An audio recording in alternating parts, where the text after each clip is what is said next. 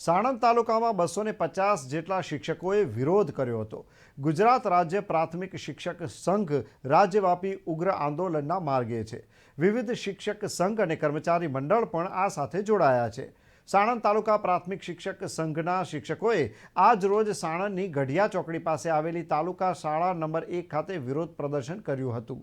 શિક્ષકોએ મીણબત્તી દીવા પ્રગટાવી થાળી વગાડી ઉગ્ર સૂત્રોચ્ચાર કરી સરકારને પડતર પ્રશ્નો યાદ કરાવ્યા હતા। સમાધાન થયેલ 2 પ્રશ્નોનો નિકાલ ન આવતા શિક્ષકોએ સરકાર સામે બાયો ચડાવી હતી। સાણંદ તાલુકાના આશરે 250 જેટલા શિક્ષકોએ આ વિરોધ કર્યો હતો। માંગણીઓ નહીં સ્વીકારવામાં આવે તો આગામી દિવસોમાં ઉગ્ર આંદોલન કરવામાં આવશે તેવી ચીમકી પણ શિક્ષકોએ ઉચ્ચારી હતી। આજે સાણંદ ખાતે જે સરકારને જગાડવાનો પ્રશ્ન હતો એ બાબતે શું તમે કહેશો?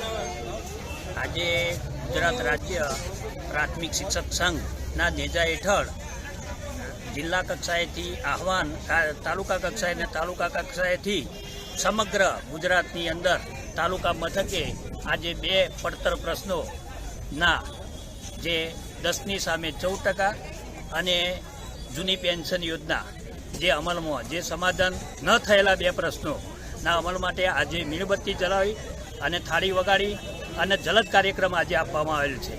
આ કાર્યક્રમની અંદર હવે પછી આ કાર્યક્રમ પછી જિલ્લા મથકે જે શિક્ષા યાત્રા 4 ઝોનમાંથી ગુજરાત રાજ્ય 4 ઝોનમાંથી આવી રહેલી શિક્ષા યાત્રાને સ્વાગત અને જિલ્લા મથકે રેલી પ્રદર્શન યોજી અને પૂરે જિલ્લાબેન જસવંતલાલ સનાથલ પ્રાથમિક શાળા અમારી જે માગણી હતી 10%ની જગ્યાએ 14% સરકારે કરી છે પણ પરિપત્ર જાહેર કર્યો નથી। એ માટે અમે આ સમૂહમાં ભેગા થયા છે અને હજુ પણ કંઈ નહીં કરે તો આગળ અમે બહુ મોટા આંદોલનો કરીશું।